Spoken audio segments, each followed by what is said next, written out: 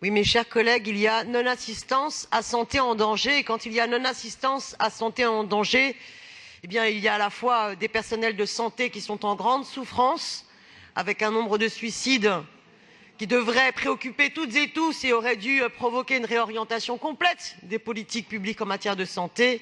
Et in fine, il y a donc un problème de santé de l'ensemble de la population. La situation est grave.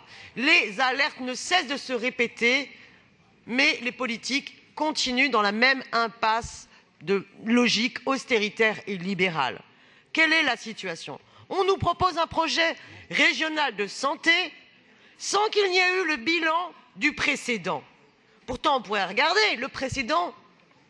Que s'est-il passé précédemment?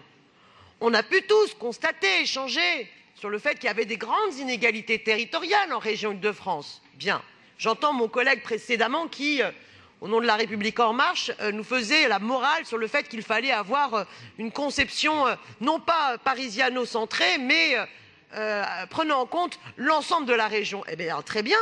Regardez, prenons la situation du 93. Il y a une très grande précarité à l'Est, et notamment 93, avec 28% de seuil de pauvreté, un taux de mortalité infantile qui explose.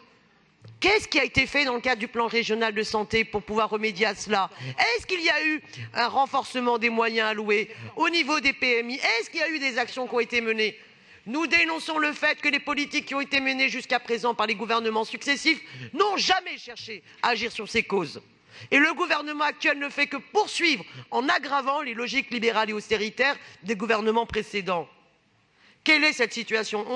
On accumule les échecs. On peut prendre ensuite par plusieurs bouts.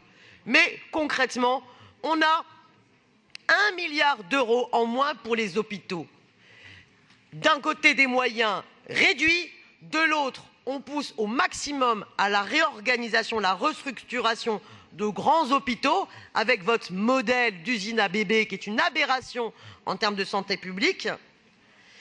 Et au lieu d'être dans une politique de prévention santé, d'hôpitaux de proximité et de complémentarité avec la médecine de ville, on court à des regroupements de gros géants hospitaliers, on réduit le nombre de lits en médecine polyvalente, on développe toujours des plans de fermeture de lits sous couvert du développement du déambulatoire. Et on aggrave y compris les problématiques de santé post-opératoire.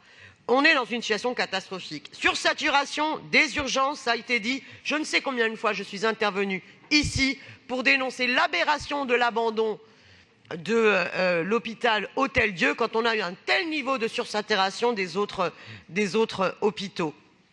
On est dans une situation de pénurie de secteur 1, de généralistes, mais on fait croire que le problème, c'est un problème de culpabilisation des usagers et un mauvais usage des usagers de l'hôpital public, alors qu'à aucun moment on essaye de créer véritablement un travail de proximité, de partenariat entre des petits hôpitaux et des centres de santé. Non, on développe toujours une autre logique à cela.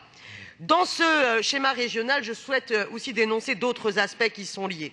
La situation du CIVG, du centre d'interruption volontaire de grossesse de Thenon, qui n'a même pas de poste de praticien hospitalier ni de sage-femme. Quand une infirmière est absente, elle ne peut même pas être remplacée. Voilà la grande précarité dans laquelle nous sommes, sur une question aussi fondamentale que la question de l'accès à l'avortement.